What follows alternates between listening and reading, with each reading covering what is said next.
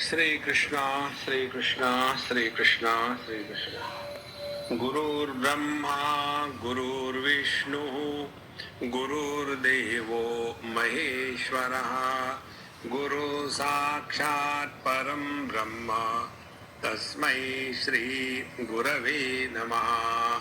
तस्मै श्री गुरवे नमः। उपाधियों के साथ तादात्म्य करके अपने को इन उपाधियों का गुलाम बना के रखता है। उसके पश्चात जब साधना की प्रक्रिया प्रारंभ हो जाती है तो व्यक्ति अपने को सर्वप्रथम जीव के रूप में स्वीकार कर लेता है। जीव के रूप में स्वीकार करने के बाद अपने अच्छे बुरे कर्मों के साथ तादात्म्य करके फिर वो अपने को पुण्यात्मा पापात्मा समझने लग जाता है। देख लेना कैसी स्टेप बाय स्टेप विचारधारा है। पहले देह के साथ तादात्म्य करके देह भाव से रहना, उसके बाद कर्म के साथ तादात्म्य करके अच्छे कर्म बुरे कर्म धर्म के कर्म अधर्म के कर्म, इसी के कारण पाप पुण्य की निर्मिति और फिर उस कर्मों के जो फल है पाप पुण्य उनके साथ तादात्म्य और फिर अपने आप को पापी पुण्यात्मा इत्यादि समझ लेगा। और जब वो इस पाप पुण्य के प्रभाव से अपने जीवन को सुधारने लग जाता है तब उसके जीवन में भक्ति का उदय हो जाता है। और जब भक्ति का उदय उसके हृदय में जीवन में हो गया तो उसके बाद वो भगवान के भक्ति में इतना मस्त हो जाता है कि उसको भगवान के सगुण साकार रूप का आनंद आने लग जाता है। और जब सगुण साकार रूप का आनंद आने लग जाए तो फिर उसी के कारण उसका अंतःकरण शुद्ध हो गया और फिर उसको भगवान के दर्शन होने लग जाते हैं। भगवान के दर्शन होने का तात्पर्य है कि अब उसको इस जगत में भगवान के सिवा कुछ और दिखता नहीं।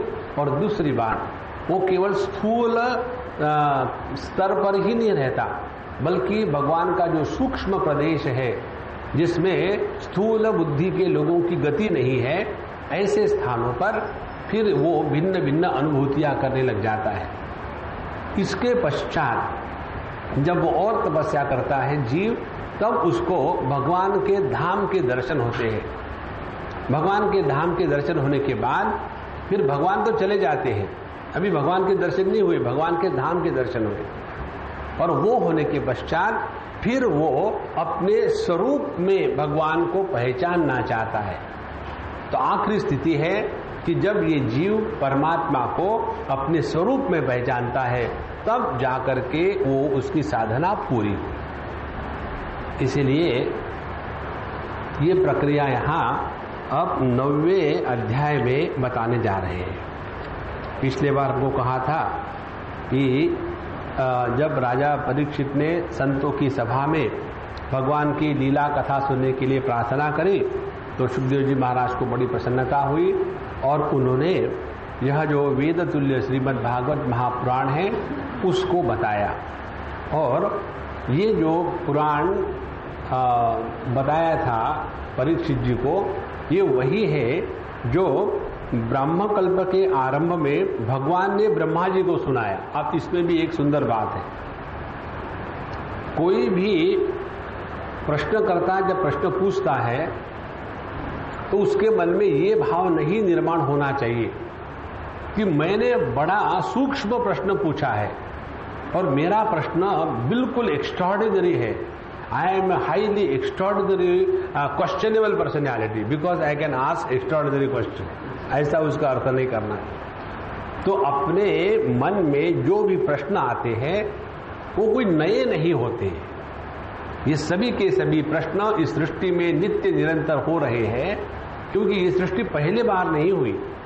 इसीलिए यहाँ कोई भी अनुभूति पहले बार नहीं है, कोई भी प्रश्न पहले बार नहीं है, कोई भी उत्तर पहले बार नहीं है। ये अनंत काल से ऐसा चल रहा है।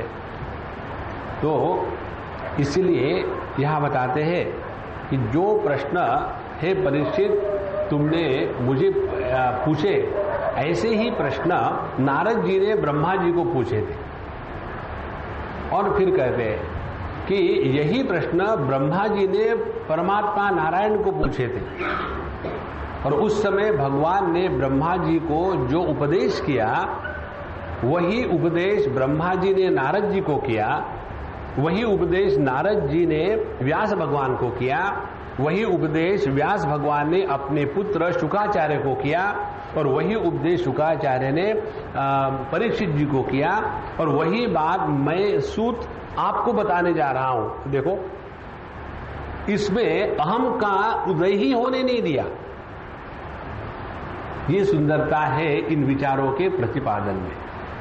एक बार हम जा रहे थे पंढरपुर की वारी में पैदल, सबसे पहले बार जब हम गए तब की बात है। तो जब आदमी पहले बार इस मार्ग में प्रवेश करता है तो जनरल नॉलेज इकट्ठा करना शुरू कर देता है।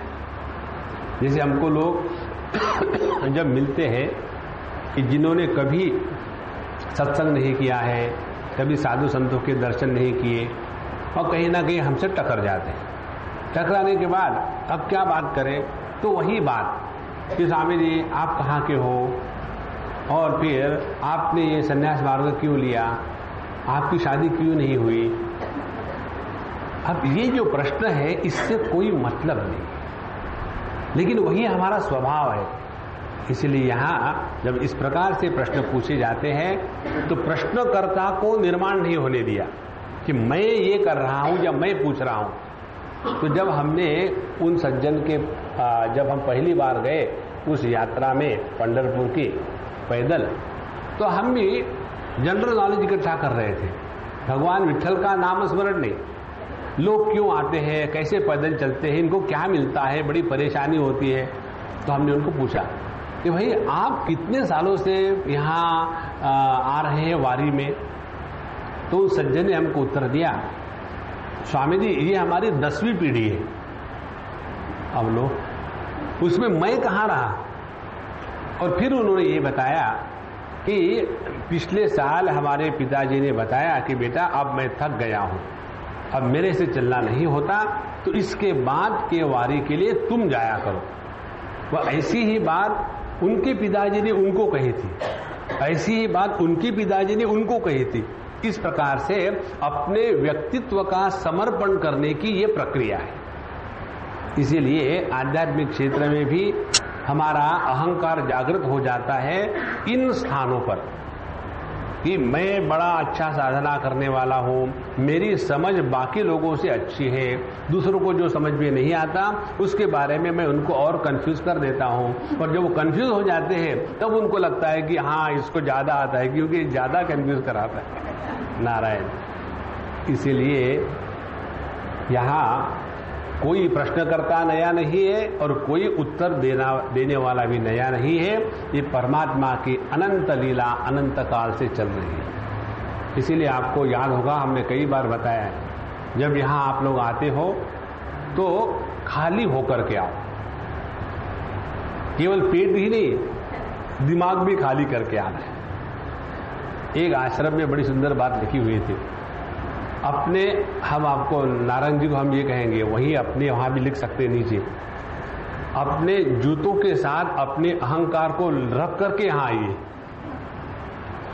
तो जब आप जूते पहन लेंगे तो फिर अहंकार को पहन लिया और फिर वही कबड्डी कबड्डी शुरू। तो यहां जब हम आते हैं तो अपने व्यक्तित्व का त्याग करके आवे, तब जाकर के हमको भगवान के इस सुंदर कथा का आनंद आएगा, अन्यथा नहीं। अब सुखदेव जी महाराज शुरू करते हैं 9वें अध्याय में। आत्ममायामृति राजन परस्यानुभवात्मनः न घटेतार्थ संबंधः स्वप्न दष्टुरिवांजसा बहुरूप इवा भाति मायया बहुरूपया रममाणो गुणेश्वस्या ममाहमिति मन्यते। अब देखो, डायरेक्टली भगवान ने एकदम तत्व का उपदेश शुरू कर दिया, बिल्कुल एक शब्द इधर उधर नहीं। कहते हैं कि स्वप्न दृष्टु इव अंजसा न घटेत अर्थ संबंध।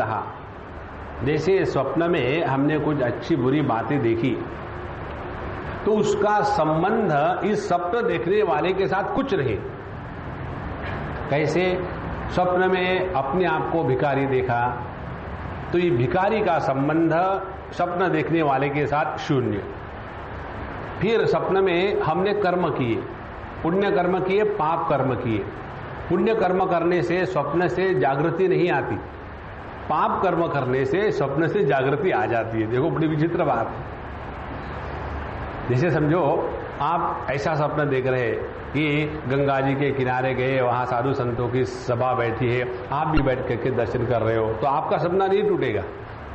उतने में वहां से कहीं से एक बुल आया और आ करके आपको एकदम अपने सींगों से उखाड़ने के लिए गया, तुरंत सपना टूट जाएगा। और इसीलिए हमारे सबका ये जागृत सपना जो है उसी समय टूटता है कि जब जीवन में कोई कठिनाई के प्रसंग आते हैं। सुख में अपना ये सपना कभी नहीं टूटता। तो जिस प्रकार से स्वप्न में किए गए बुरे अच्छे कर्मों का प्रभाव जागृत पुरुष पर नहीं होता, स्वप्न में कमाई हुई धन दौलत उससे व्यक्ति अमीर नहीं बनता, उसी प्रकार से ये एक दो उदाहरण दिए। उसी प्रकार से यह जो परमात्मा है, जो परस्य अनुभवात्मना, परमात्मा क्या है? अनुभव आत्मना, अपना अनुभव। ये अनुभव शब्द का अर्थ ही परमात्मा है। भव माने होना, प्रत्येक होने के पीछे जो आधार है वो है परमात्मा। तो मैं अच्छा हूं, अच्छा हो गया, मैं बुरा हूं, बुरा हो गया, मैं विक्षेपित हूं, विक्षेपित हो गया, मैं शांत हूं, शांत हो गया। तो प्रत्येक होने के पीछे एक आधार है, और जो आधार सभी होने को सपोर्ट करता है, समर्थन करता है, लेकिन किसी के भी द्वारा प्रभावित नहीं होता, वह अपना आत्मस्वरूप जगत के किसी के भी द्वारा प्रभावित नहीं होता। ये अपनी असलियत है। इसलिए अपने अनुभवों का विश्लेषण करना ये ध्यान की प्रक्रिया में ही आता है। योग की प्रक्रिया में बताते हैं, योग के ध्यान के प्रक्रिया में, कि चित्तवृत्ति निरोधः योगः। सभी चित्तवृत्तियों का निरोध करना माने योगाभ्यास करना। लेकिन चित्तवृत्तियों का निरोध वेदांत शास्त्र के समाधि अभ्यास में मंजूर नहीं है। वहां कहते हैं हम अज्ञान के वृत्ति के कारण दुखी है, तो उसको ज्ञान के वृत्ति के द्वारा ही काटा जा सकता है। तो केवल वृत्ति का सस्पेंशन कर दिया, वृत्ति का निरोध कर दिया, उसके द्वारा अज्ञान वृत्ति का नाश नहीं होगा। और इसीलिए वेदांत शास्त्र की प्रक्रिया में केवल वृत्ति के निरोध का महात्म्य नहीं है, बल्कि ज्ञान की वृत्ति निर्माण करनी है। और वो ज्ञान की वृत्ति निर्माण होती है जब हम अपने श्रुति का, युक्ति का और अनुभूति का, तीन बातें, श्रुति, युक्ति, अनुभूति, इन तीनों के द्वारा अहम ब्रह्मास्मि अपने स्वरूप का चिंतन करते हैं, तब अहम देहोस्मि, यह जो अज्ञान वृत्ति है वो नष्ट हो जाती है।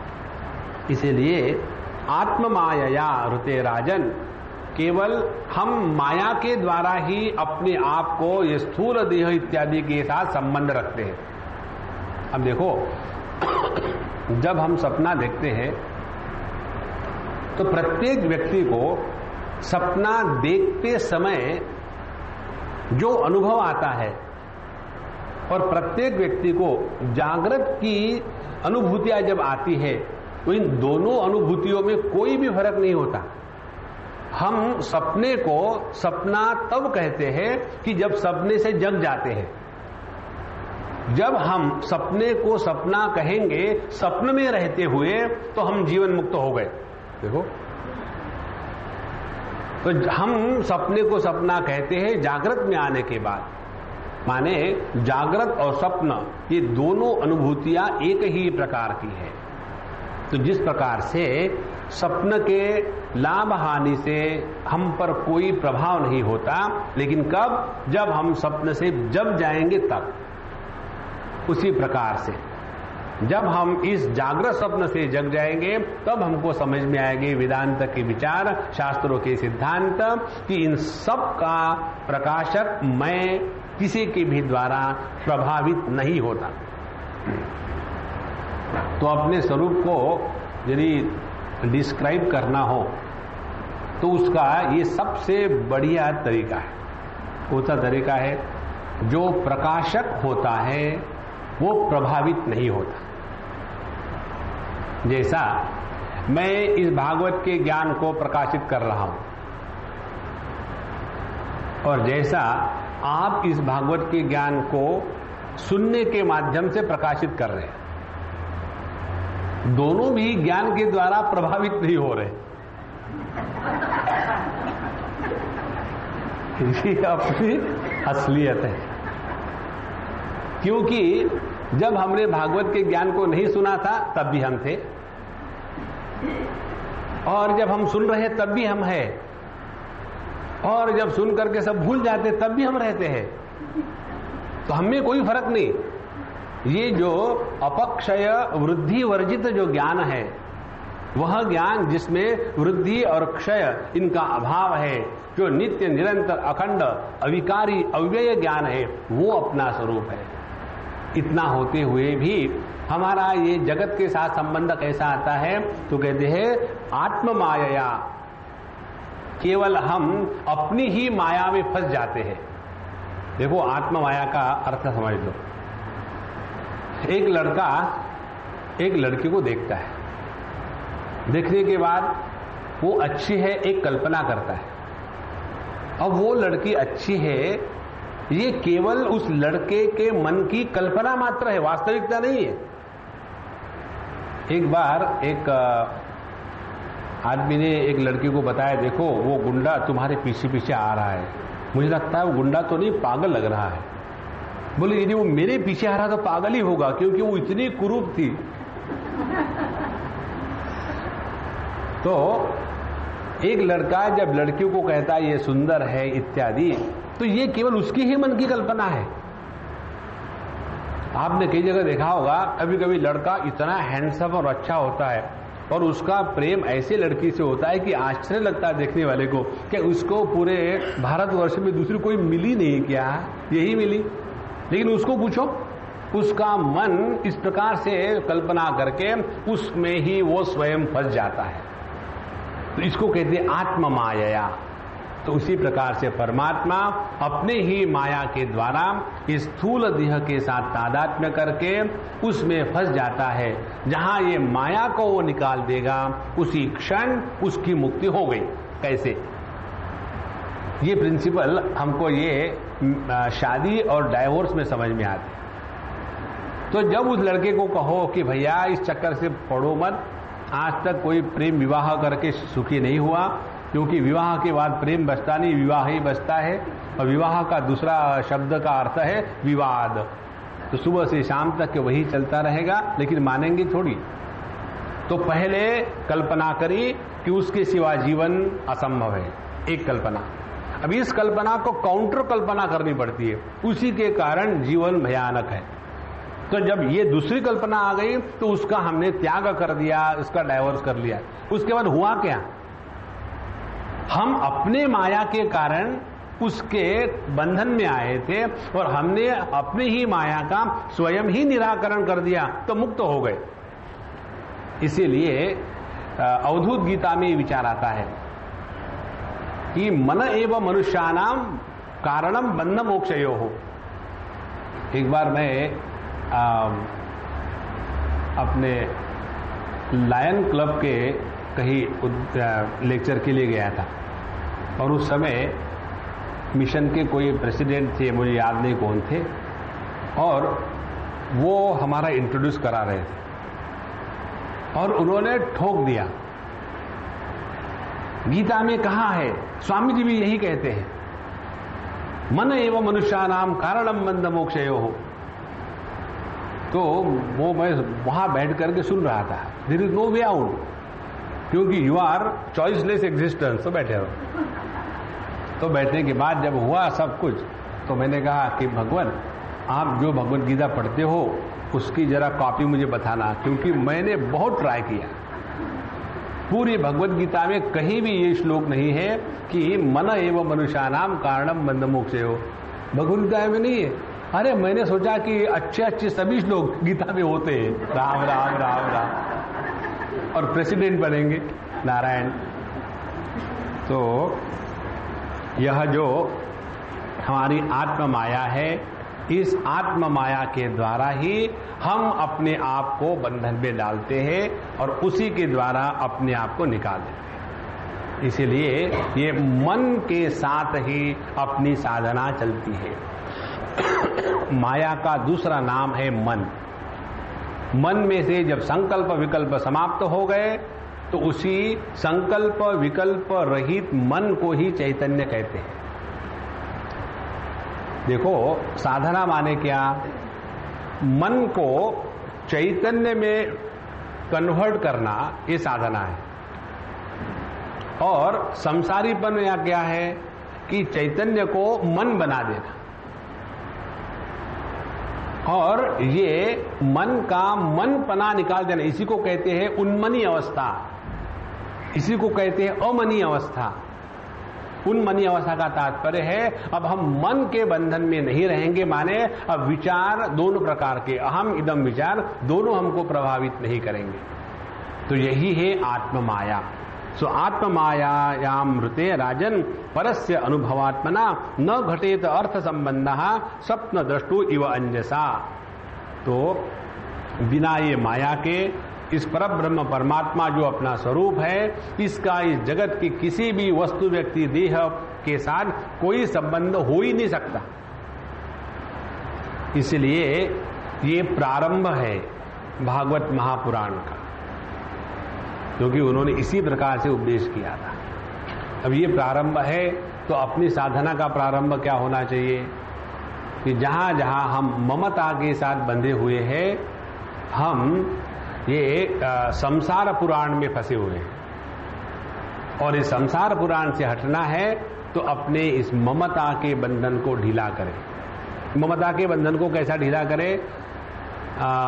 ताकि ममता साग बटोरी, तुलसीदास जी कहते हैं कि हमारी जो ममता है अनेक वस्तुओं में व्यक्तियों में फंसी हुई है, उसको वहां से इकट्ठा करके उसकी रस्सी बनाई और उसके साथ अपने मन को भगवान के चरणों में बांध दिया। तो हमारी ममता इस जगत के वस्तु व्यक्तियों में फंसी हुई है, यही हमारे बंधन का कारण है। तो न घटेत अर्थ संबंधः स्वप्न दृष्टो इवंजसा। फिर यह जो परमात्मा है बहुरूप इव आभाति मायया बहुरूपया। अब ये भी दूसरा बड़ा सूक्ष्म सिद्धांत है, ध्यान से समझ लेना, सुन लेना। फिर ये माया माया क्या है इसका चक्कर दिमाग से निकल जाएगा। और ये इतना सुंदर विचार है, इतना सूक्ष्म है, एकाग्रता से सुनोगे तो मजा आएगा, नहीं तो मुझे मजा आएगा। देखो, एकाग्रता मन में लाने के लिए मालूम है क्या आवश्यकता है? मन में एकाग्रता लाने के लिए मन एकदम रिलैक्स चाहिए, प्रसन्न चाहिए। लेकिन ऐसा नहीं रिलैक्स चाहिए कि बहुत ही रिलैक्स हो गया। तो एक उदाहरण ले लें, हमारा पानी का उदाहरण, हम सबको पानी पिलाते हैं इसलिए पानी का उदाहरण ले लें। पानी की जो शक्ति है जिसके कारण पानी समुद्र के रूप में अभिव्यक्त होता है, पानी की जो शक्ति है जिसके कारण पानी लहर के रूप में अभिव्यक्त होता है। अब ये पानी में, ध्यान से सुनना, पानी में पानी के सिवा कुछ नहीं है। अब ये जो पानी की जो शक्ति है ये किस पर प्रभाव डालेगी? देखो, और इसीलिए पानी की जो शक्ति है इसका प्रभाव पानी पर आता है और इसका प्रभाव पानी पर आने के कारण उसी पानी का समुद्र बनता है और उसी पानी की लहर बनती है। एक बात होगी। दूसरी बात, अब ये जो शक्ति है पानी की ही शक्ति होने के कारण पानी के शक्ति का पानी पर कोई प्रभाव नहीं होता। हो गई ना गड़बड़?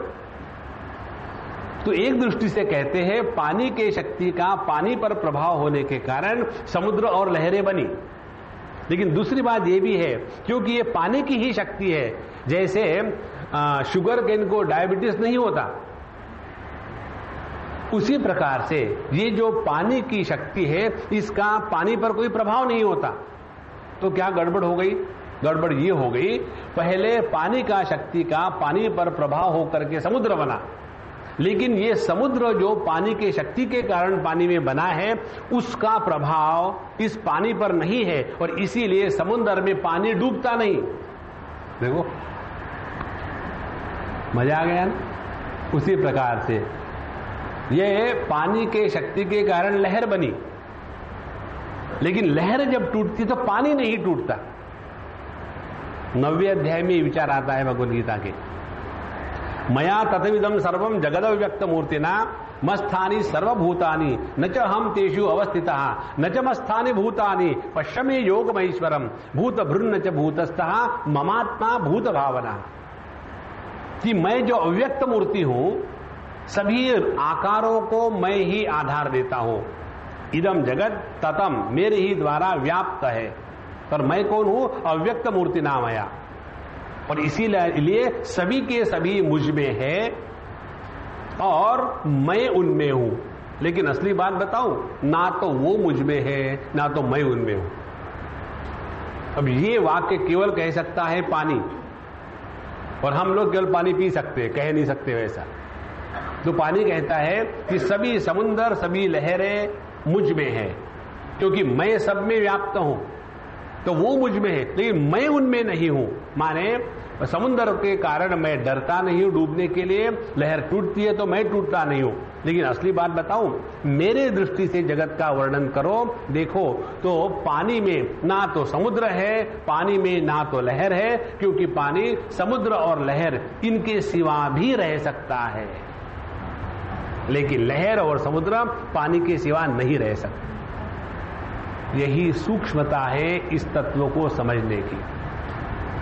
जहां हमारा ध्यान इस तत्व की तरफ जाएगा तो पता चलेगा कि ये संपूर्ण जगत मेरे कारण है। अब देखो, हमने ही कल्पना करी कि मुझे इस लड़की से शादी करनी है। अब यदि ये मेरी ही कल्पना है तो ये मुझे क्या बांध सकती है? लेकिन उसी कल्पना के द्वारा हम इतने प्रभावित हो जाते हैं कि वही कल्पना हमारे बंधन का, दुख का कारण बनती है। जब हमने ये समझ लिया कि इस कल्पना का जन्म तो मुझसे ही हुआ है, ये मुझे क्या बांधेगी, फिर हम काउंटर कल्पना करें कि I don't like that girl, immediately 2 क्षण में सब खत्म सिनेमा। इसीलिए अपने इस बंधन को पहचानना, यही सब कुछ परमात्मा के दर्शन की साधना है। जितना हम इस बंधन को समझेंगे उतना उससे छूटने के उपाय अपने आप आ जाते हैं। तो यह परमात्मा बहुरूप इवा भाति मायया बहुरूपया, और ये जो बहुरूपी माया है, इसी के कारण एक ही परमात्मा में अनेकत्व की भ्रांति हो रही है। अब देखो, ये भ्रांति किसको हो रही है? परमात्मा को हो रही है कि जीवात्मा को हो रही है कि हम लोगों को हो रही?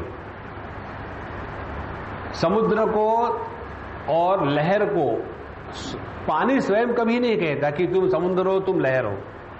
कौन कहता है? जो पानी के साथ तादात्म्य नहीं किया है वो कहता है। उसी प्रकार से जिसने अपने स्वरूप को नहीं पहचाना है, उसी के लिए जीव जगत ईश्वर इस भेद का समर्थन है। जिसने अपने स्वरूप को पहचाना है, उसके जीवन में जीव जगत ईश्वर ये भेदों का समापन उसी क्षण हो गया। इसीलिए बहुरूप इवा भाति मायया बहुरूपया रममाणो गुणेषु अस्या ममाहम इति मन्यते।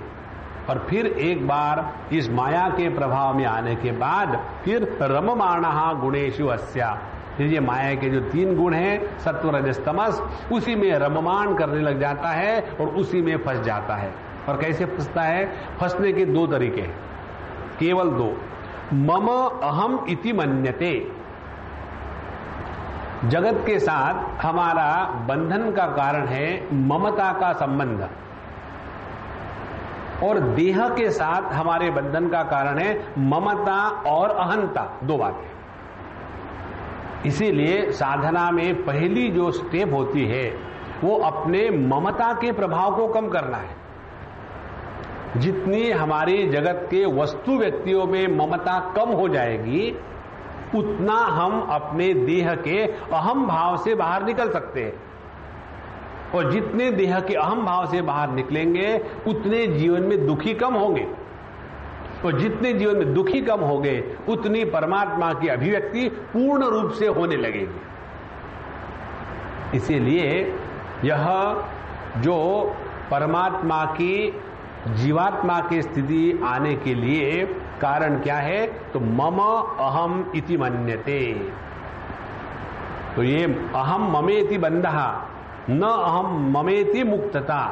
शंकराचार्य कहते हैं सदाचार में कि अहमता और ममता यही बंधन है। जहां न अहम न मम ये दो शब्दों का अर्थ हृदय में निकल आया, सभी के सभी बंधन टूट गए। इसीलिए रममाणो गुणेषु अस्याम। तो ये ममता और अहंता आने का कारण क्या है, हम गुणों में फंस गए हैं। गुणों में कैसे फंस जाते हैं, सुन सुन के हमारे दिमाग में काफी खिचड़ी हो गई। और ऐसी खिचड़ी हो गई है कि तमोगुण बड़ा खराब है, रजोगुण बड़ा यूजलेस है। हम तो भैया सात्विक ही सात्विक है, कहीं भी दबाव तो सत्वगुण बाहर निकल आता है। आम को जैसा जब कहते हैं ना वो नरम करते हैं, और यदि टेक्निक मालूम ना हो तो कहीं से फट सीधे से फूटने लग जाता है। उसी प्रकार से हम में इतना सत्वगुण भरा हुआ है कि हमको रजोगुणी लोग पसंद ही नहीं आते। माने हमने कल्पना कर ली है तमोगुण खराब है, रजोगुण यूजलेस है और सत्वगुण अच्छा है। यही ये गुणों का बंधन है। कोई गुण अपने में अच्छा नहीं, कोई गुण बुरा नहीं, हमको इन सभी गुणों के परे जाना है महाराज, इसमें फंसना थोड़ी है। तो गुणेषु अस्याम रममाणः, तमोगुण में रममाण होना माने जगत के ईंट पत्थरों के साथ सर को पटकना। रजोगुण में रममाण होना माने भिन्न भिन्न प्रकार के कार्यकलापों में अपने आप को लगा देना। और सत्वगुण में फंस जाना माने अपने आप को ज्ञानी, शांत, वैराग्यशाली, पवित्र, त्याग की महामूर्ति, ये तीन चीजों में आदमी फंस जाता है और वही बना रहता है। आगे बताते हैं कि यदि वाव महिम्ने स्वे परस्मिन् कालमाययो हो रमेत गत सम्मोहः त्यक्तो दास्ते ततो भयम। तो जिस समय ये दो जो शक्तियां हैं परमात्मा की, एक तो है काल और दूसरी है मोह, स्वभाव और काल। इन दोनों से जब यह जीव अपने आप को फ्री कर लेता है, मुक्त कर लेता है, तो और कैसे वो मुक्त होगा, जब अपने स्वरूप को पहचानेगा। और अपने स्वरूप को किसे पहचानेंगे, उसी मन से, ध्यान से सुनना, जिस मन से हमने अपने आप को देह के साथ अहंता और ममता के माध्यम से बांध लिया था, उसी मन से हम अपने स्वरूप को पहचानते हैं। ध्यान से सुनना, बड़ी सूक्ष्म बात है। यह प्रश्न उठाया है एक ग्रंथ में, वेदांत सार। वहां कहते हैं कि आप लोग हमेशा गलत बोलते हो तो ठीक होता है, लेकिन हम जब ठीक बोलते हैं तब गलत होता है, ऐसा क्यों? कैसे कि एक बार तो आप कहते हो कि न तत्र चक्षुर्गच्छति न मनः न विद्मः, परमात्मा में मन की गति नहीं है, ऐसे बताते हो। दूसरी बार बताते हो कि इसी मन के द्वारा परमात्मा को ग्रहण करो। जब हम कहेंगे तो गलत और आप कहोगे तो ठीक, ऐसा क्यों? क्योंकि हम बाबा जी हैं। अब इसका देखो सूक्ष्म अर्थ है। जब कहते हैं कि परमात्मा मन के द्वारा ही ग्रहण किया जाता है, उसका तात्पर्य क्या है? जब हमारा मन परमात्मा में समर्पित हो जाता है तब उसी को कहते हैं परमात्मा की प्राप्ति। पहली बात। जब कहते हैं परमात्मा मन के द्वारा ग्रहण नहीं होता, तो इसका अर्थ ये है कि जैसे हमने इस तौलिया को देख रहे हैं, तो इस तौलिया का ग्रहण कैसे होता है हमको? पहले हमारा मन इस तौलिया को आकार धारण करके प्रकाशित करता है कि ये तौलिया है। उसके बाद दूसरी वृत्ति निर्माण होती है, उसको कहते हैं फल व्याप्ति। फल व्याप्ति माने मैं इसको जानता हूं, ये अहंकृति निर्माण हो जाती है। तो जहां अहंकृति निर्माण होती है उस ज्ञान में अज्ञान का ही वास होता है।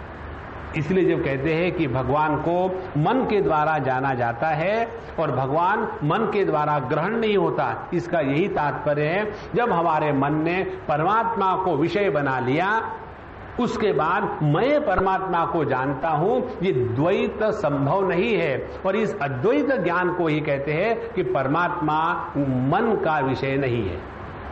इसीलिए जब यह जीव इस काल की माया से अपने आप को अलग कर लेता है, काल की क्या माया है? काल की माया है क्षोभ का आना। जहां क्षोभ आ गया वहां सीक्वेंस एस्टैब्लिश हो गया। अब जैसे देखो, हम पिछले बार गए थे लंदन, स्कॉटलैंड में, तो वही चित्र हमने रखा है हमारे गाइडेड मेडिटेशन पर।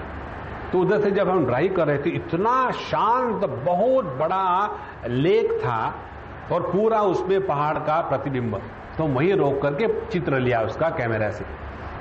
तो उसमें केवल एक शुद्ध किसी भी प्रकार के हलचल रहित पानी था।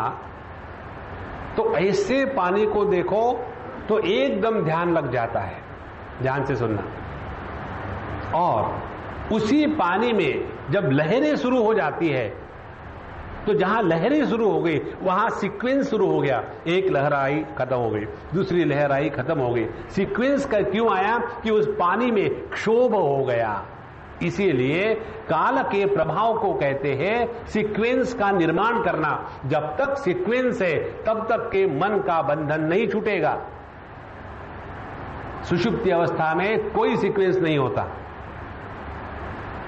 वहां घटना क्रमांक 1, घटना क्रमांक 2, घटना क्रमांक 3, ऐसी घटनाओं का क्रम कभी सिद्ध ही नहीं हो सकता। और उसी के कारण वहां काल का पूर्ण अभाव है। और क्योंकि काल का अभाव है, हम अपने स्वरूप में मस्त रहते हैं। और जागृत अवस्था का अनुभव क्या है? कितनी सीक्वेंस में हम फंसे हुए हैं। सुबह हुई, अब दोपहर हुई, अब शाम हुई, अब रात हुई, एक सीक्वेंस आ गया। दूसरा सीक्वेंस, एक बस चूक गई, दूसरी भी चूक गई, अब तीसरी भी लगेगी नहीं, पता नहीं, तीसरा, उसका कोई अंत नहीं है। इसीलिए काल का प्रभाव माने इस सीक्वेंस के द्वारा प्रभावित होना। अब इस काल के प्रभाव से निकल जाना है तो क्या करें? बड़ी सरल टेक्निक है। अपने सभी विचारों को हॉल्ट बोल दे। एक विचार के बाद जब दूसरा विचार नहीं आता तो वही काल समाप्त हो गया।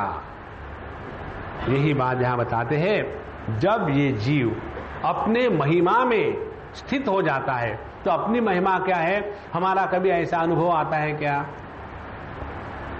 मैं हूं, मैं नहीं हूं, शायद मैं हूं, अभी आया हूं, कहीं जाना है, कुछ नहीं। हमारे अनुभूति में सीक्वेंस निर्माण नहीं होता। सीक्वेंस निर्माण होता है, मैं बच्चा हूं, अब मैं जवान बन गया, अब मैं बूढ़ा तो नहीं लेकिन लोग कहते बन गया। और फिर प्रश्न मन में आते हैं। जवानी के और बुढ़ापे के प्रश्नों में फर्क होता है। जवानी के प्रश्न ये है कि मैं इसको कैसे प्राप्त करूं, उसको कैसे प्राप्त करूं।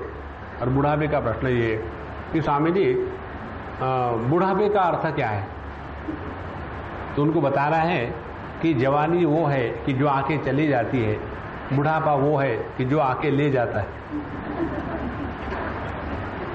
चला नहीं जाता। चलो तुम भी साथ साथ चलो। तो यह सीक्वेंस ही काल का प्रभाव है। इसीलिए जो ध्यान की प्रक्रिया में हमको बताते हैं ना कि पहले भगवान का नाम लो, हरि ओम, फिर शांत हो जाओ। ये शांति को जितना हम बढ़ाएंगे उतना समय तक काल का प्रभाव हम पर नहीं हो रहा है। और समझो हमने अपनी शांति को 3 घंटे के लिए रखा। कल्पना करो तो बड़ी क्यों न करो, 2 सेकंड के लिए क्या कहना। तो एक बार हरिओम किया और फिर 3 घंटे एक भी वृत्ति नहीं आई, तो 3 घंटे की समाधि लग गई। फिर हमने दूसरी बार हरिओम किया। तो पहले हम पर काल का प्रभाव एक एक क्षण के माध्यम से हो रहा था। अब हमारे लिए काल का प्रभाव हो गया एक वृत्ति, उसके बाद 3 घंटे के बाद दूसरी वृत्ति। तो 3 घंटे तक हम काल के प्रभाव से मुक्त थे। इस प्रकार से यर्हि वाव महिम निस्वे परस्मिन काल माययो रमेत गत सम्मोह। और जब व्यक्ति इस अपने स्वरूप में रममान करता है स्वरूप में रममाण कब करेगा? गत सम्मोह, उसका मोह निकल गया। कौन सा मोह था? अहम मम इति, मैं देह हूं, देह मेरा है। ये जब मोह निकल जाता है तो देहों के जो परिवर्तन है वो परिवर्तनों में सीक्वेंस की एस्टेब्लिशमेंट होती है।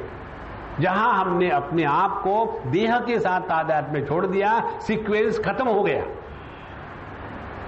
और जहां सीक्वेंस खत्म हो गया अपने स्वरूप में हम आ गए। इसीलिए देह तादाद में ही सबसे बड़ा बंधन है, और ये बंधन दो प्रकार से आता है। देह के साथ तादाद में होता है ममता के रूप से और अहंता के रूप से। तो रमेत गत सम्मोहा त्यक्तो दास्ते तदो भयम, और फिर जहां उसने मैं और मेरा ये दोनों भाव त्याग कर दिए, उभयम, उसके बाद कैसा करेगा? उदासीन आस्ते। उदासीन का तात्पर्य देवदास के जैसा नहीं, क्या हो गया? उदासीन हो गए, जब दिल ही टूट गया। नहीं, उदासीन का तात्पर्य है उत आसीनहा, जो सबसे ऊपर उठ के बैठा है। तो अभी हम बैठे हैं देह के साथ तादात्म्य करके उसमें फंस गए। जब हम देह से ऊपर उठते, माने जब मैंने देह को मेरा नहीं कहा, तो देह के संबंधी जितने हैं वो मेरे कैसे हो सकते हैं? जब मैंने किसी कार को मेरी नहीं कही तो उस कार का टायर मेरे कैसा हो सकता है? तो हमारे बंधन का पहला कारण इस देह के साथ ममता। और दूसरी बात, जब देह के साथ अहंता का त्याग कर दिया तो जो देह के विकार है वो विकार मेरे कैसे हो सकते हैं? इसी को कहते हैं हम अपने स्वरूप में रममाण कर रहे हैं। इसीलिए जैसे एक अपना जो भजन आता है ना, शायद मीरा भाई के भजन में है, मात पिता बंधु सखा मतलब के सब गर्जी। यहां केवल मतलबी हम होकर के इकट्ठे होते हैं, दूसरा कोई कारण नहीं। और मतलब का कारण क्या है? मतलब का कारण यह है परिच्छिन्नता। हमने अपने आप को परिच्छिन्न समझ लिया है। इसीलिए तो जितना इस अहंता ममता से हम निकल जाएंगे, स्वे महिमनी, अपने स्वरूप में रममाण हो जाएंगे। और आत्मतत्व विशुद्ध्यर्थम जदाह भगवान नृतम ब्रह्मणि दर्शयन रूपम अव्यलीव्रत तादृतः। और भगवान ने ये तत्व का दर्शन ब्रह्मा जी को क्यों किया, कराया? तो कहते हैं आत्म तत्व विशुद्ध्यर्थम यदा भगवान नृतम ब्रह्मणे दर्शयन रूपम अव्यलीक। अव्यलीक माने निष्कपट भाव से, क्योंकि ब्रह्मा जी ने जितनी तपस्या करी उस तपस्या के पीछे जगत के कोई भी वस्तु के प्राप्ति की इच्छा नहीं थी। निष्कपट भाव से आत्म तत्व विशुद्ध्यर्थम, ध्यान से सुनना, तत्व वो है कि जिसमें दूसरेपन की दुर्गंध नहीं है। जैसे हम कहेंगे सुवर्ण, सुवर्ण क्या है? सुवर्ण लोहा नहीं है, सुवर्ण एल्यूमिनियम नहीं है, सुवर्ण मिट्टी नहीं है, सुवर्ण सब्जी नहीं है, सुवर्ण आदमी नहीं है।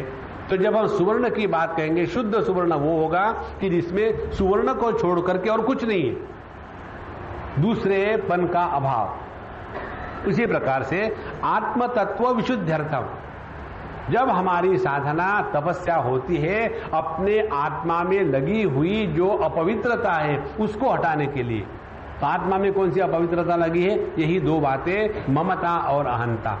तो अपने ममता अहंता का त्याग करने के लिए तपस्या करी जाती है। और हमारे ब्रह्मा जी महाराज ने बहुत बड़ी तपस्या करी, हजारों दिव्य वर्ष तक। इसलिए अपने अंतःकरण से ये ममता अहंता का त्याग कराने के लिए।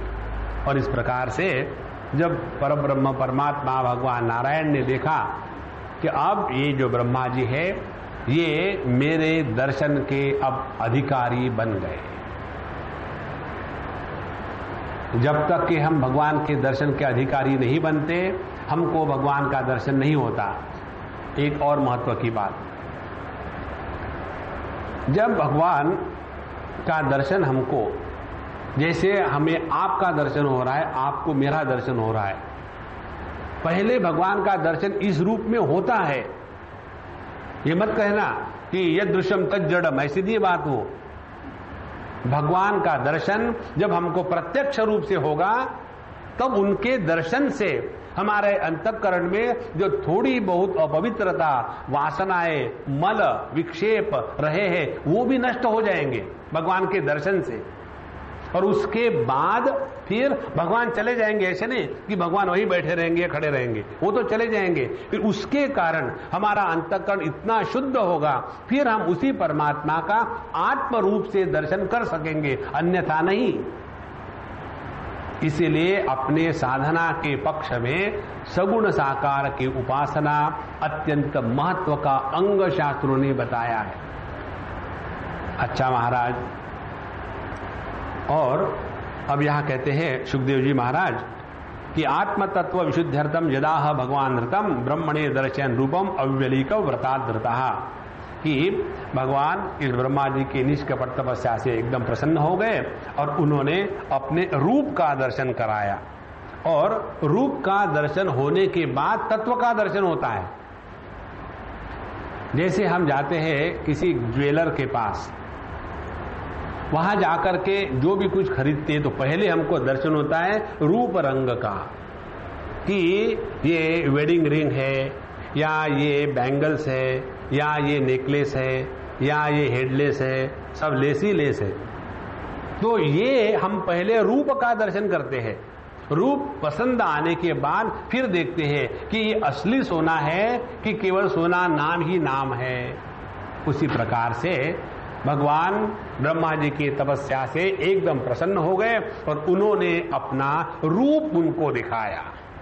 तो भगवान का रूप दिखाने के बाद उसके पश्चात उन्होंने परमार्थ तत्व का उनको उपदेश किया। ये बहुत बहुत आवश्यक बात है। हमारे स्वामी अखंडानंद जी महाराज के जीवन की बात है। उनको भी भगवान के दर्शन हुए थे और भगवान के दर्शन होने के बाद उनका जो जीवन है वो टोटली भिन्न है। उसी प्रकार से एक बहुत बड़े संत हो गए तुलसीदास जी के समय में, उनका नाम है मधुसूदन सरस्वती जी महाराज, जिन्होंने प्रत्येक अध्याय के अंत में ओम तत्सदिति श्रीमद् भगवद गीतासु उपनिषत्सु, ये जो वाक्य है ये मूल महाभारत में नहीं है, ये वाक्य उनको एट्रीब्यूट किया जाता है। तो ऐसे अद्वैत तत्व के प्रतिपादन करने वाले सर्वश्रेष्ठ संत महात्मा, उन्होंने इतने बड़े ग्रंथ लिखे, अद्वैत सिद्धि, चित सुखी इत्यादि बड़े बड़े कठिन ग्रंथ है। वो लिखने के बाद भी एक बार जब वो अपने ही यहां बैठे हुए थे तो वहां एक अवधूत महाराज पहुंच गए। अवधूत वो होते हैं, वो वर्णाश्रमों से परे होते हैं। उनको ब्राह्मण, क्षत्रिय, वैश्य, शूद्र ये वर्ण उनको स्पर्श नहीं करते, और ब्रह्मचारी, गृहस्थ, वानप्रस्थ, सन्यासी ये आश्रम उनको स्पर्श नहीं करते। तो ऐसे अवधूत फक्कड़ बाबा एकदम जाकर के उनके आसन पर बैठ गए।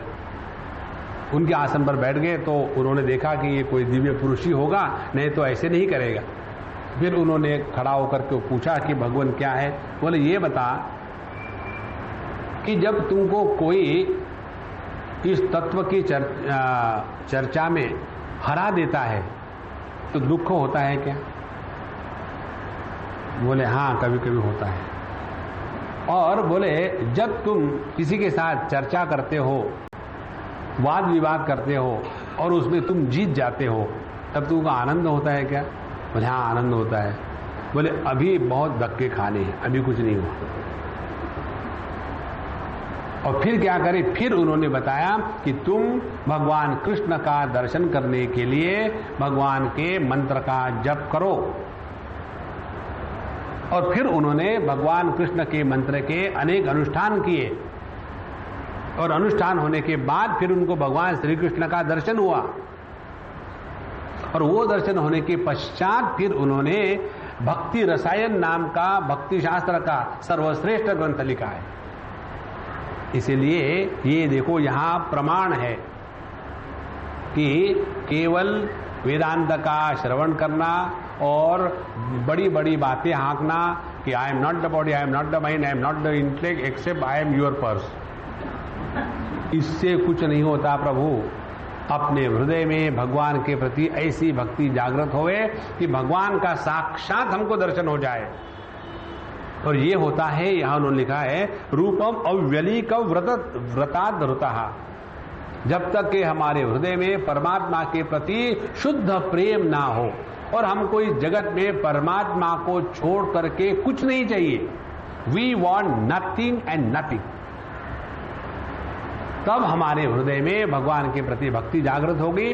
और इस भक्ति के प्रभाव से और भगवान की कृपा से हमको उनके दर्शन होते हैं। 11वें अध्याय में भगवान बहुत सुंदर से बात बताते हैं।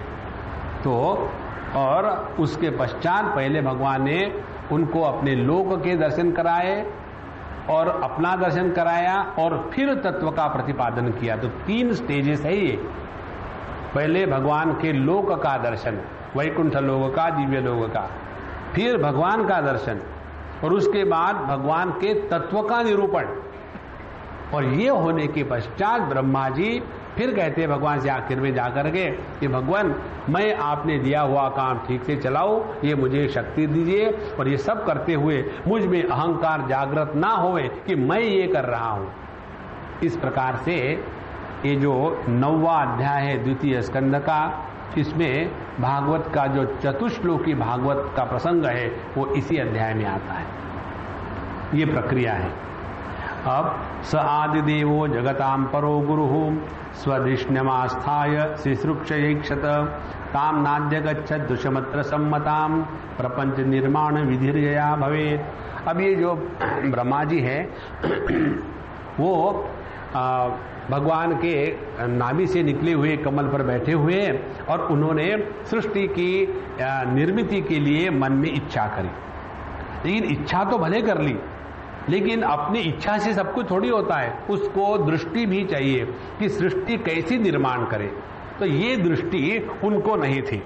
जब उनको एक दृष्टि नहीं थी तो ये बड़े चिंता में पड़े हुए थे कि मुझे सृष्टि का निर्माण करना है और मैं किस प्रकार से यह सृष्टि का निर्माण करूं, समझ में नहीं आ रहा। तो सचिंतयन जम अक्षरम अदाम्भसी अपाश्रणो द्विर्गतितम वचो विभुहु। तो उस समय उन्होंने 2 शब्द सुने उस कारणवारी में, जहां भगवान नारायण है, उनके नाभि से कमल निकला है, उसके ऊपर में ब्रह्मा जी बैठे हैं, चारों तरफ केवल कारणवारी ही वारी है, पानी ही पानी है, और उनको समझ में नहीं आ रहा कि जगत को कैसा निर्माण करें। और ऐसा जब हुआ तो उन्होंने फिर बड़ा चिंतन किया और तपस्या करी और फिर उसमें उनको 2 शब्द सुनने को मिले। 2 शब्द कौन से थे? 16-21, 16-21। अच्छा, नंबर वही भी चलते हैं क्या? देखो यहां लिखा है, हाँ, स्पर्शेषु यद षोडशम एकविंशम, षोडश है 16, 21 है एकविंशम 21। तो उनको ये 2 बार सुनने को मिला, 16-21, 16-21। नंबर लगाए? बोले नहीं। 16 है तो जब आप लेते हो ना, क ख ग घ च छ ज छ न, उसके प फ ब भ त थ द ध न, तो ये आता है 16वां अक्षर। और म है और प है 21वां अक्षर। तो कहते हैं त और प, इस प्रकार से उन्होंने 2 बार सुना, त प। ये 2 बार सुनने के पश्चात इसीलिए कहते हैं निष्किंचनानाम नृपयद धनम विदुहु।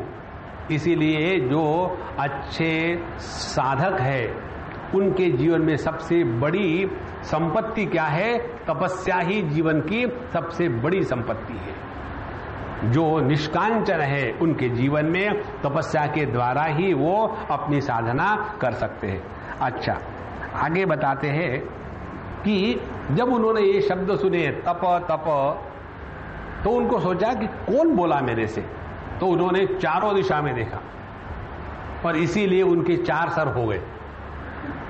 ब्रह्मा जी के 4 सर होने का ये कारण बताते हैं कि उन्होंने सुना तप तप, अरे किसने कहा?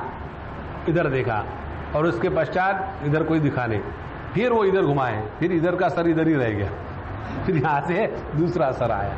इस प्रकार से चारों दिशाओं में उन्होंने देखा तो वहां किसी को वो देख नहीं सके। और उसके बाद उन्होंने ये निर्णय किया कि मुझे तपस्या करने की आज्ञा हुई है और इसीलिए उन्होंने अपने मन को तपस्या में लगा दिया। अब ये तपस्या की बात सुन ले। क्या तपस्या की बात है? तपस्या होती है त्याग प्रधान, और जितना ज्यादा त्याग उतनी ज्यादा तपस्या। एक बार एक सेठ जी एक महात्मा को मिलने के लिए पहुंच गए हिमालय में, और महात्मा जी सुखी बैठे हुए थे। देखा वहां से दुखी आ रहा है तो ये उठ गए कि अभी आएगा और फिर वही अपना धंधा शुरू करेगा। महात्मा जी बीबी ऐसी है, बच्चे ऐसे, धंधा ऐसा है, तो सुन सुन के आदमी तंग आ जाता है। तो वो बाहर आ गए कुटिया से। आने के बाद उन्होंने उस सेठ जी को नमस्कार किया, महात्मा जी ने नमस्कार किया। तो सेठ जी बड़े मुश्किल में पड़ गए कि महात्मा जी ऐसा क्या, आप हम पर पाप लाद रहे हो? बोले नहीं, आप तो महान महात्मा हो, हमसे भी बड़े हो। बोले कैसे? फिर उन्होंने बताया कि हमने तो ये परिच्छिन्न जगत का त्याग करके परिपूर्ण परमात्मा के लिए हम मार्ग पर चल पड़े हैं। आपका त्याग हमसे बड़ा है। आपने परिपूर्ण परमात्मा का त्याग करके ये परिच्छिन्न जगत के पीछे चल पड़े हो। देखो, इसीलिए असली तपस्या आप लोग करते, हम नहीं करते, क्योंकि आपको 24 घंटे दुनिया हर चीज का त्याग करना है। पति हो तो पत्नी का त्याग करना है, नहीं तो सुखी नहीं रहेगी। पत्नी है तो पति का त्याग करेगा। इस प्रकार से जब तक हम वस्तुओं का त्याग नहीं करते, जीवन में तपस्या नहीं है। त्यागे नहीं कि अमृतत्व मानस। अब देखो, सबसे बड़ा त्याग किसका होगा? जिस वस्तु को हम सबसे बड़ी मानते हैं उसका। और सबसे बड़ी वस्तु हमारे लिए क्या है? सबसे बड़ी वस्तु हमारे लिए है अहम, मैं। भगवान रमण महर्षि कहते हैं, अहम अपेतकम निज विभानकम महदिदम तपो रमण वाग्यम। जिसके द्वारा अपने परिच्छिन्न अहम का त्याग हो जाता है और जिसके द्वारा अपने परिपूर्ण स्वरूप का दर्शन हो जाता है, वही सबसे बड़ी तपस्या है। बाकी आप एक टांग पर खड़े रहो, दो टांग पर खड़े रहो, या प्याज लहसुन मत खाओ और मांस मच्छी मत खाओ, ये सब अपने स्थान पर ठीक है, लेकिन अल्टीमेट रिजल्ट ये है कि हमने अपने स्वरूप को पहचाना कि नहीं, और हमने अपने परिच्छिन्नता का तिरस्कार किया कि नहीं। इसलिए यह जो तपस्या है, निष्कंचना नाम नृप यद धनम विदुहु। तो उन्होंने चारों तरफ से देखा कि मुझे तपस्या करने की आज्ञा मिली है, तो मैं अपने मन को तपस्या में लगा दूं। इस प्रकार से कहते हैं कि दिव्यम सहस्राब्दम अमोघ दर्शनो जिता नीलात्मा विजितो भयेन्द्रिय अतप्यत स्वाखिल लोकतापनम तपस्तपीयताम तपताम समाहिता। सबसे बड़ी जो साधना है वो तपस्या है। ब्रह्मा जी ने ये सृष्टि तपस्या से निर्माण करी है। इसीलिए जिस व्यक्ति के जीवन में तपस्या नहीं है, वो व्यक्ति साधना नहीं कर सकता। तपस्या किसको कहते हैं? तपस्या कहते हैं जब हमारे अंतःकरण में कष्ट सहने की शक्ति हो, तब हमने तपस्या करी है। अच्छा, कष्ट सहने के लिए क्या करना चाहिए? कष्टों को निर्माण नहीं करना चाहिए। मुझे कष्ट सहन करने, इसीलिए एक टांग पर खड़े रहे, क्यों? अभी तपस्या शुरू हो गई, वो उसका अर्थ नहीं है। देखो, भगवान अत्यंत परम कारुणिक है। भगवान के हृदय में हमारे प्रति बहुत प्रेम है, और इसीलिए हमको तपस्या के लिए जो कष्ट चाहिए उसको ढूंढने के लिए कि ये बाहर नहीं जाना पड़ता। हमारे हर एक के जीवन में भगवान बड़े प्रेम से कष्टों का नायगारा छोड़ देते हैं। तो जितने हमारे जीवन में कष्ट आते हैं, समझ लेना भगवान की हम पर बड़ी कृपा है। और इसीलिए सबसे बड़ी तपस्या ये है कि भगवान ने जहां हमको रखा है वहीं रह करके हमको प्रसन्न रहना है। इससे बढ़ करके और कोई तपस्या नहीं। जो सोचते हैं कि घर को छोड़ करके आश्रम में जाएंगे और वहां साधना करेंगे, तो वो आश्रम में जाकर के वहां संसार निर्माण करते, साधना निर्माण नहीं करते। फिर अपना अलग से फोन होगा, फिर अपने अलग से न्यूज़पेपर होंगे, फिर वहीं के आश्रम के जो लड़के उन्हीं को पैसा दे करके अपना काम करवा लेंगे। इसी प्रकार से वहां भी जाकर के साधना का कोई सवाल ही नहीं है, संसार वहां भी खड़ा हो जाता है। इसीलिए तपस्या का तात्पर्य है हमको अपने जीवन में कष्ट सहने की क्षमता जागृत करनी है। तपस्या का दूसरा प्रयोजन होता है हम अपने जीवन में आत्मविश्वास जागृत करें। जैसे एकादशी है, जहां आप संकल्प ले लो एकादशी करनी है, आपको विशेष प्रकार की भूख लगना शुरू हो जाएगी। विशेष नॉर्मली नहीं लगेगी, आप संकल्प कर लो भूख लगना शुरू हो जाएगी। और फिर मन में चिंतन शुरू होगा कि आज तक मैंने एकादशी नहीं करी, तो क्या मुझे भगवान ने तिरस्कार किया? नहीं किया है। तो एकादशी करने से कौन सा स्पेशल परमिट मिलने वाला है? और दूसरी बात यह है कि भगवान तो अपने हृदय में है, उसका पेट से क्या संबंध है? तो हमको तो भगवान को, हम आपको ये जो विचार बता रहे हैं ना, अपने विचार बताते हैं, हमने ये सब कुछ किया है। इसीलिए जहां हमने एकादशी का व्रत ले लिया, भूख लगना शुरू हो जाएगी, लेकिन उस समय डोंट गिव अप, पकड़े नहीं खाएंगे, नहीं खाएंगे, ज्यादा से ज्यादा क्या होगा, मर जाएंगे, तो साधना का चक्कर छूटेगा। और बिल्कुल मत खाओ। और देखो जब समय निकल जाता है भूख का, तो आदमी समझ जाता है, और उसके बाद देखो अपने अंतःकरण की स्थिति, तब आदमी को लगता है कि अरे मैं भी कर सकता हूं, और यही आत्मविश्वास की जागृति है। तो तपस्या के द्वारा दो चीजों की सिद्धि होती है। एक, हम जहां है वहीं रह करके प्रसन्न रहना, ये तपस्या है, ये समझ में आता है। और दूसरी बात कि ये संभव है, ये भी समझ में आ जाता है। कई बार समझ में आ जाते ठीक है, लेकिन संभव है कि नहीं ये नहीं समझ में आता। जैसे अर्जुन कहता है ना, योयम योगस्त्वया प्रोक्तः साम्येन मधुसूदन एतस्याहं न पश्यामि चंचलत्वा स्थितिं स्थिराम। ये जो आपने साम्य योग की बात कही है भगवान, यह साम्य योग की बात सुनने के लिए तो बड़ी अच्छी है, लेकिन प्रैक्टिस में लाने के लिए असंभव है। तो वहां भगवान कहते हैं असंभव नहीं है, अभ्यासेन तु कौन्तेय वैराग्येण च गृह्यते, संभव है, करके देखो। ये है तपस्या के मूल का स्वरूप। और इसीलिए अपने जीवन में जो भी कुछ हम कर रहे हैं, इसके द्वारा ये दो बातें प्राप्त हो रही क्या, तो हमारा जीवन तपस्या में। कम खाना जितनी तपस्या है, उतना ज्यादा खाना भी तपस्या है। हम कई बार दिन में 4-4, 6-6 बार खा जाते हैं, और वही हमारी तपस्या है कि उसके बाद मध्य प्रदेश को ठीक रखना पड़ता है। इसीलिए तपस्या के दो रूप अपने जीवन में आ जाए कि हम इस जगत में जहां भगवान ने रखा है वहां प्रसन्न रहे, और दूसरी बात अपना आत्मविश्वास किसी भी कारण से ना टूटे। ये दोनों बातें हो गई तो जीवन तपस्या में है। कहते हैं कि 8वें श्लोक में आता है, यह जिता नीलात्मा विजित उभयेन्द्रिय। ब्रह्मा जी ने ऐसी तपस्या करी कि जिसके द्वारा उन्होंने अपने प्राण, मन, इंद्रिय, इन सबको अपने वश में कर लिया है। इनको वश में करने के बाद ही इस जगत को वो प्रकाशित करने में सामर्थ्यशाली हो गए। अच्छा, उसके बाद तस्मै स्वलोकम भगवान सभाजितः संदर्शयामास परम न यत् परम। उस ब्रह्मा जी को तस्मै, उस ब्रह्मा जी को भगवान ने फिर अपना जो लोक है, भगवान का लोक है वैकुंठ लोक, वैकुंठ लोक का दर्शन कराया, जिसके जैसा और कोई लोक नहीं है। और इस लोक में किसी भी प्रकार के लोभ, मोह, क्षोभ, दुख, भय इत्यादि कुछ भी नहीं है। तो ऐसा भगवान के लोक का जिसको दर्शन हो जाता है, वही व्यक्ति आगे साधना बढ़ा सकता है।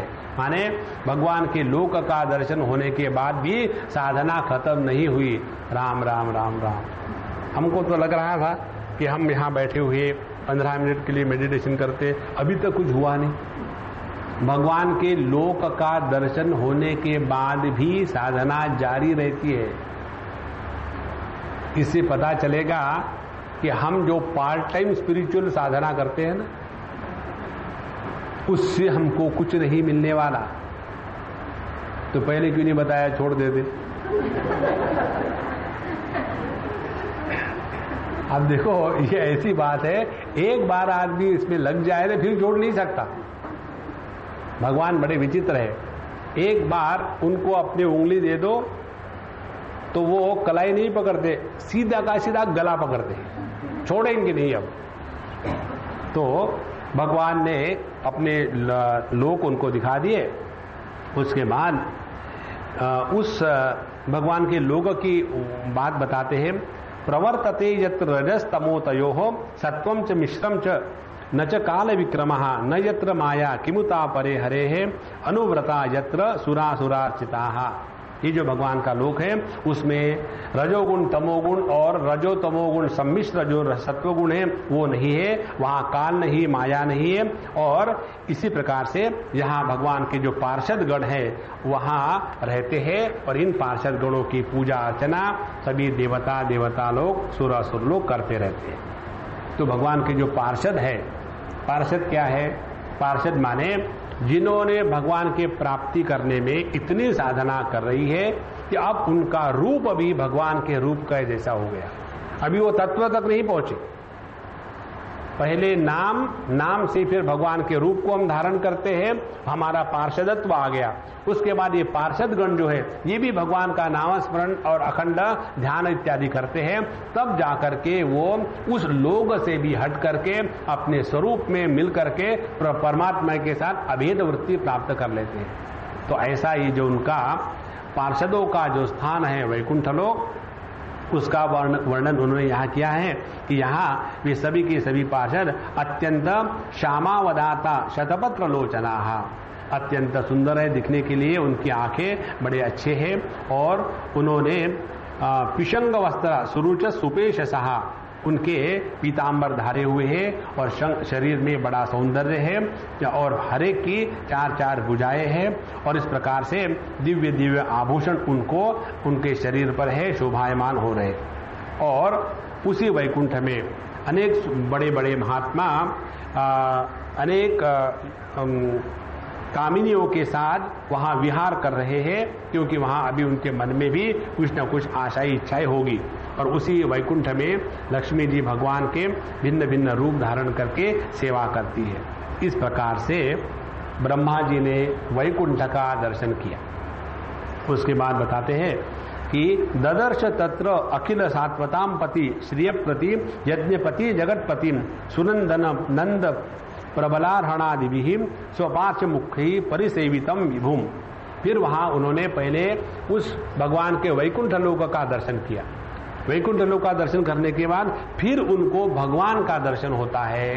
ये सब स्टेप बाय स्टेप हमको समझना है, ये कल्पना मत करना। देखो, भगवान के लोक का दर्शन होना माने क्या? भगवान के लोक का दर्शन होना माने हमको भगवान के लोक की अनुभूतियां आना शुरू होनी है। हम रहेंगे, हमारा देह यही रहेगा, और जब हम अपने सूक्ष्म देह के साथ भगवान का नामस्मरण करते करते इतने सूक्ष्म हो जाते हैं कि भगवान के सिवा दूसरा कोई सूझता ही नहीं, तो हम भगवान के दिव्य लोगों का अनुभव करने लग जाते हैं। ये भगवान के जो दिव्य लोगों का अनुभव है, इसका वर्णन पातंजल योग दर्शन में विभूति पाद में बहुत विस्तार से आता है कि क्या वरुण लोग है, क्या इंद्र लोग है, क्या ब्रह्म लोग है, क्या सत्य लोग है, क्या मह लोग है, क्या तपस लोग है। इन भिन्न भिन्न लोगों के दर्शन उस योगी को अपने ही स्थान में बैठ करके होते रहते हैं। तो इस प्रकार से ब्रह्मा जी को भगवान के दिव्य धाम का दर्शन हो गया और उसके बाद फिर उनको दर्शन हुआ उस धाम के जो पति है भगवान का। तो उन्होंने वहां देखा कि भगवान जो अखिल सात्वताम पति, जो सभी साधु संतों के रक्षक है, और श्रेयपति जो लक्ष्मी जी के पति है, यज्ञपति, सभी यज्ञ के भोग और आहुतियां उन्हीं को जाती है। ऐसे भगवान को उन्होंने देखा और उनके साथ सुनंद नंद प्रबल अर्हण इत्यादि जो मुख्य पार्षदगण हैं उनको उन्होंने देखा। और अब भगवान का वर्णन आता है, कहते हैं भृत्य प्रसादाभिमुखम दुर्गासवम प्रसन्न हासारुण लोचनाननम किरीटिनम कुंडलिनम चतुर्भुजम पीतांबरम वक्षति लक्षितम श्रिया। अब उनको वहां भगवान के दर्शन हो रहे। उन्होंने देखा कि भगवान का मुख एकदम प्रसन्न मुस्कान से युक्त है। देखो, पहली बात आप कहीं भी पढ़ो, भगवान का जब वर्णन आता है तो वर्णन में पहली बात होती है कि वो हमेशा प्रसन्न रहते हैं। अपने चेहरे की प्रसन्नता से पता चलता है कि हम लोग कहां बैठे हुए हैं। अब एक कल्पना करो, किसी व्यक्ति को पेट में बहुत तूफान हो रहा हो, जोर से बीपी बढ़ गया है, और ऐसा व्यक्ति प्रवचन में बैठा है, तो उसके चेहरे से, उसका चेहरा जो है it is like an x-ray plate, अंदर क्या चल रहा है चेहरे पर दिखता है तुरंत। तो जिसका मन परमात्मा में संलग्न हो गया है उसके जीवन में प्रसन्नता स्वाभाविक आ जाती है। तो भगवान का वही लक्षण है कि भगवान भृत्य प्रसादाभिमुखम दुर्गासवम, अत्यंत प्रसन्न मुद्रा से अपने वहां बैठे हुए हैं और उनके आंखें बड़ी सुंदर हैं और वो अपने भक्त को सभी कुछ देने के लिए तैयार है। उनके दिव्य दिव्य पीतांबर इत्यादि है और उनके वक्षस्थल पर एक सुवर्ण की रेखा है जो लक्ष्मी जी का चिन्ह है। उनकी 4 भुजाएं हैं और आगे कहते हैं कि ये जो प्रकृति इत्यादि 25 तत्व है, प्रकृति, पुरुष, महत्त्व, अहंकार, मन, 10 इंद्रिय, 5 तन्मात्राएं और 5 महाभूत, ये जो 25 शक्तियां हैं, तत्व है, वो मूर्तिमान होकर के भगवान के चारों तरफ खड़े हैं। तो जैसे भगवान कहते हैं कि ये मेरी प्रकृति है, तो भगवान के चारों तरफ ये खड़े। उसी प्रकार से उनका जो भग है, भग को कहते हैं, जैसे हमने आपको कल बताया कि ऐश्वर्यस्य समग्रस्य धर्मस्य यशस्य श्रिया ज्ञान वैराग्यो छन्नाम भगई तीरना।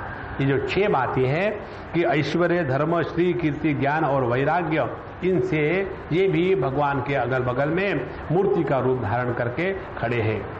और ये जो भग है, 6 बातें हैं, ये सब में हमेशा के लिए नहीं रहता, कई बार आता है चला जाता है। इतने अनेक योगी हैं कि जिनमें ये सभी के सभी ऐश्वर्य आते हैं लेकिन हमेशा नहीं टिकते, लेकिन भगवान में ये नित्य रूप से उपलब्ध है। इस प्रकार से जब भगवान अपने ही आनंद स्वरूप में निमग्न है और मस्त है, ऐसे भगवान का ब्रह्मा जी को दर्शन हुआ।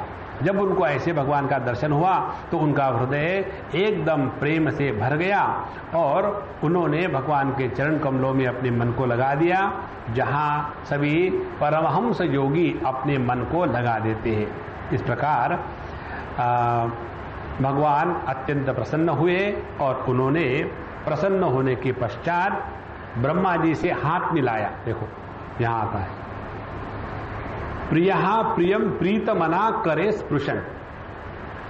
कई बार जैसे हम जाकर के इसे हाथ मिलाते हैं, ये जो धर्म की रक्षा करने वाले होते हैं ना, उनसे मुझे बड़ा डर लगता है। थोड़ा कुछ आप करो तो डायरेक्टली इसी से अपने संस्कृति का नाश हो रहा है। किसी के साथ हाथ मिलाने से संस्कृति नष्ट होती है क्या? तो दिल्ली की या कहीं की बात है, हम ऐसे बच्चों के साथ बैठे हुए थे और फिर come on kids let's go back, और सबके साथ हम शेक हैंड कर रहे थे। तो वहाँ एक धर्म धुरंधर थे, उन्होंने कहा कि स्वामी जी अपने शास्त्रों में, अपने धर्म में इस प्रकार से हाथ मिलाना अलाउड नहीं है। तो हमने कहा ठीक है, फिर मैं क्या करूँ, लिख दूँ क्या, वैसा अलाउड कर दो? तो बोले नहीं, आप जो बच्चों के साथ ऐसा करते हैं इससे तो उनको गलत मैसेज पास हो जाता है कि ये अपने धर्म के अनुसार है। हमने कहा देखो भाई, तुमको धर्म का इंडाइजेशन हो गया, धर्म को अपने स्थान पर रहने दो, तुम अपने स्थान पर रहो। हमने कहा कि देखो आता है ये प्रसंग 2 स्थानों पर, एक तो यहाँ आया है और रामायण में भी आता है। रामायण में भी भगवान सुग्रीव जी से पहली बार मिलते हैं, तब उनको वो हाथ मिलाते हैं। तो हाथ मिलाना ये कोई अंग्रेजी प्रथा नहीं है, ये शास्त्र सम्मत है। इसीलिए इसके बाद सबके हाथ मिलाओ, गले मिलाओ, लेकिन गले काटो मत बाबा। अच्छा, ब्रह्मा जी ने प्रिय प्रियम प्रीतमना करे स्पृशन, भगवान ने एकदम प्रसन्न होकर के उनसे हाथ मिलाया और फिर अब भगवान ने बोलना प्रारंभ कर दिया। अब ये तीसरी स्थिति है।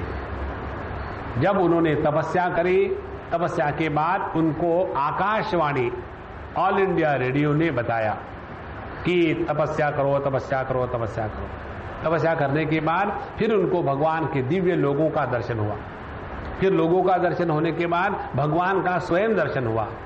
जब भगवान का स्वयं दर्शन हो गया तो वो भगवान उन ब्रह्मा जी को देकर के प्रसन्न हुए, और प्रसन्न होने के बाद फिर उन्होंने तत्व का उपदेश ब्रह्मा जी को किया है। देखो, हमको इन सभी स्थितियों में से प्रत्येक को जाना है। कब होगा? क्लास के बाद। तो त्वया हम तोषितः सम्यक वेद गर्व से सुक्षया चिरम भृतेन तपसाम दुस्तोषक कूट योगिनाम। भगवान के वचन है, कहते हैं कि हे ब्रह्मा जी महाराज, आपके हृदय में तो सभी वेदों का ज्ञान विद्यमान है। हम लोग भी उपनिषद पढ़ करके ज्ञान विद्यमान करा लेते हैं, और आपने सृष्टि की रचना करने के लिए अनेक सालों तक बहुत ही अच्छी तपस्या भी करी है। उसके कारण मैं संतुष्ट हो गया हूं। और एक महत्व की बात बता दें, दुस्तोषः कूट योगिना, लेकिन जो व्यक्ति अपने जीवन में तपस्या करते हैं स्वार्थ से प्रेरित होकर के इस जगत में फंसने के लिए, ऐसे जो छल कपट से तपस्या करने वाले हैं, उनके प्रति मैं कभी भी प्रसन्न नहीं होता। भगवान रामचंद्र जी भी कहते हैं रामचरितमानस में कि मोही छल कपट छिद्र न भावा, जिसके हृदय में छल है, कपट है, ऐसा व्यक्ति मुझे बिल्कुल पसंद नहीं।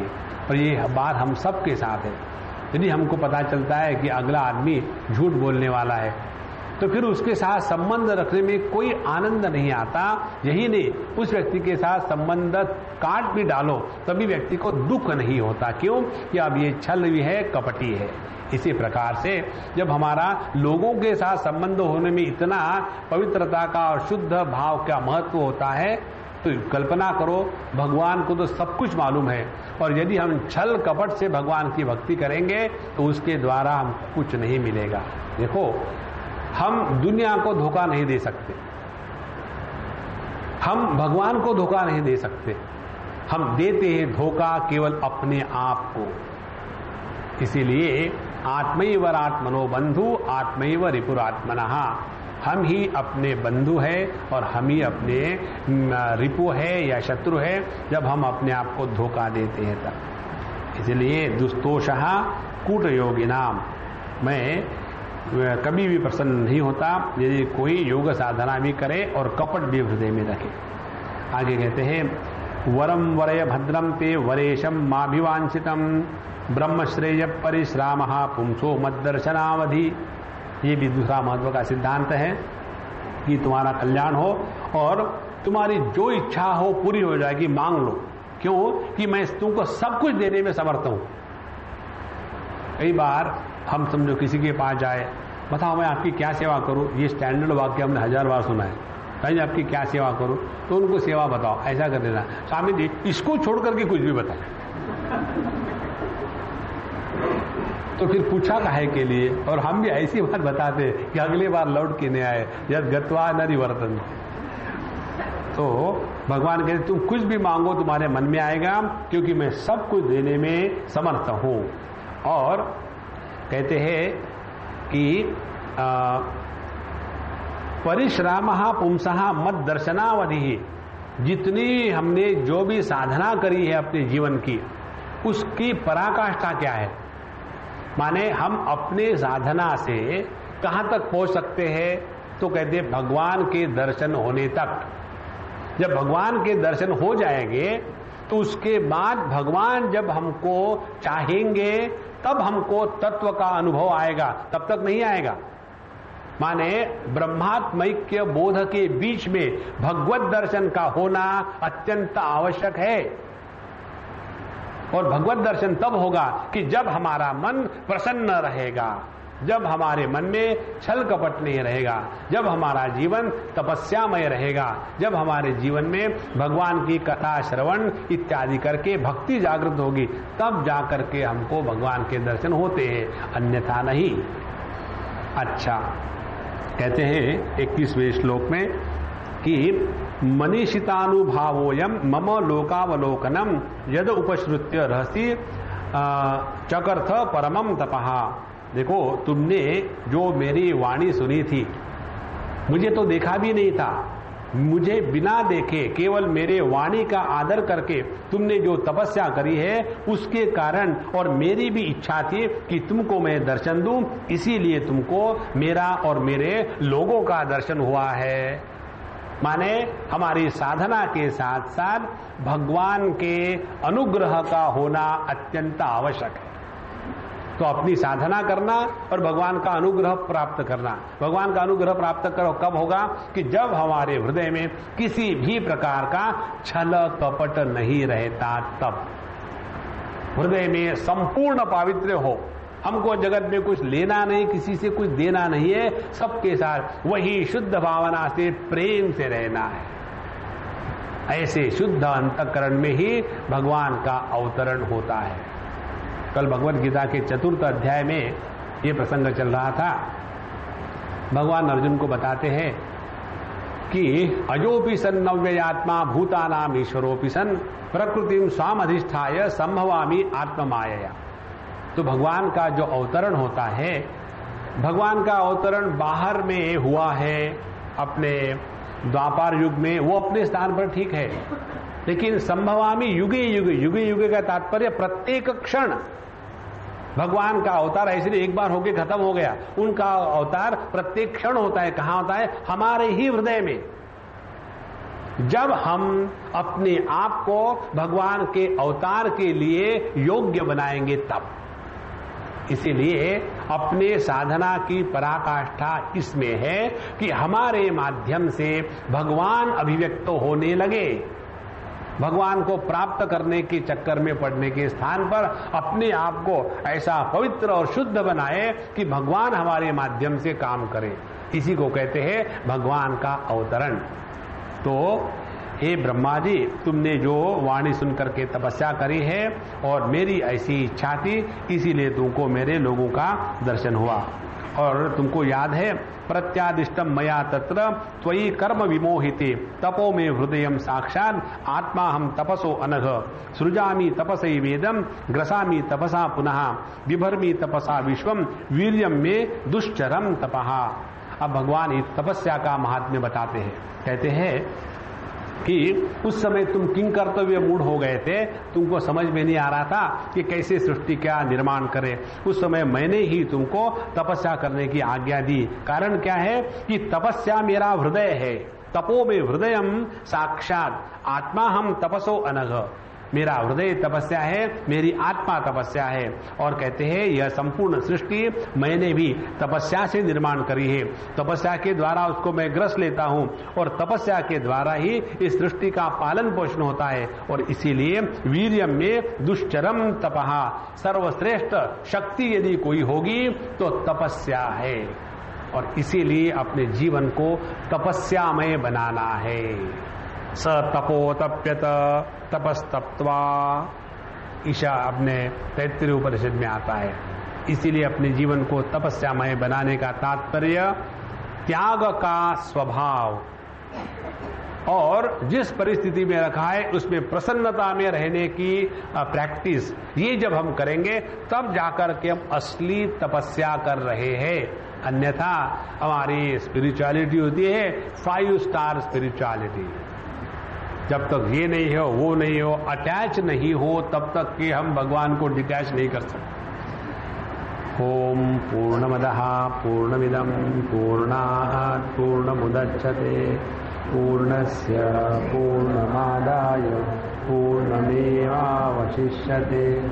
ओम शांति शांति शांति।